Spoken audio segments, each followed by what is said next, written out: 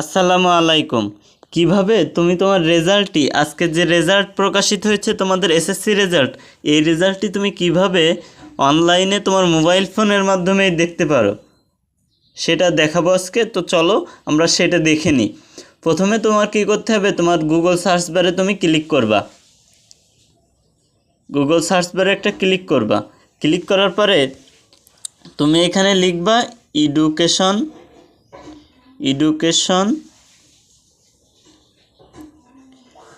Education board Dhaka, এটা লিখবা। লিখে সার্চ দিবা। দেওয়ার পরে প্রথমে তোমার সামনে যে ওয়েবসাইটটি ওপেন হবে ওই ওয়েবসাইটের ভিতরে চলে যেতে হবে তোমাকে। ওয়েবসাইটের ভিতরে চলে গিয়েছি। এখন দেখো বাম সাইডে দেখো, এখানে যদি তুমি দেখো রেজাল্ট লেখা আছে জেএসসি, এসএসসি, এইচএসসি। এখানে তোমাকে ক্লিক করতে হবে। করার সাথে সাথে তারা এরকম একটা ওয়েব পেজ ওপেন করবে। এখান থেকে তুমি তোমার কিছু ইনফরমেশান দিয়ে তোমার রেজাল্টটা তুমি দেখতে পারবে। তো প্রথমে দেখো এখানে লিখছে কি নেম অফ এক্সামিনেশান, এই যে সিলেক্ট অন, এখানে ক্লিক করবে প্রথমে। করার পর এসএসসি দাখিল ইকুইভ্যালেন্ট, এটার উপরে ক্লিক করে এটা সিলেক্ট করতে হবে ডান পাশে ক্লিক করে। এখন ইয়ার অফ এক্সামিনেশান সিলেক্ট অনের উপর ক্লিক করে তুমি যেহেতু 25 সালের তুমি যেহেতু 25 সালে পরীক্ষা দিয়েছো তাহলে তোমাকে 25 সাল সিলেক্ট করতে হবে।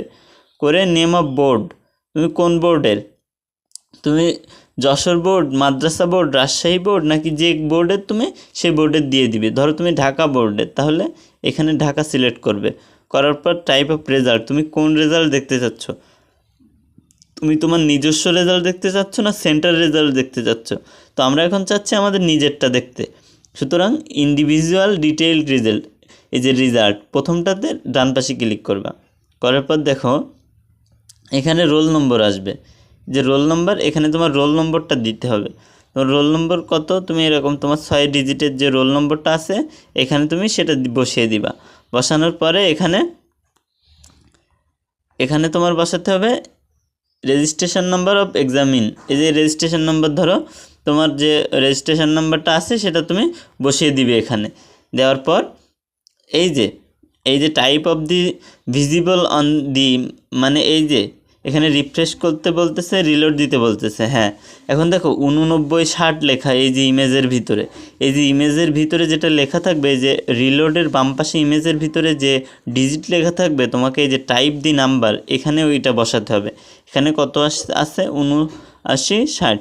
এখন দেখো এটা দেয় কি জন্য, তুমি রোবট কিনা সেটা চেক করার জন্য। নাম্বারটা ওই ছবির ভিতরে লেখা, ওইটা তোমাকে লিখতে হবে। লিখে ভিউ রেজাল্টে ক্লিক করার সাথে সাথে তুমি তোমার ডিটেইল রেজাল্টটা দেখতে পাবে।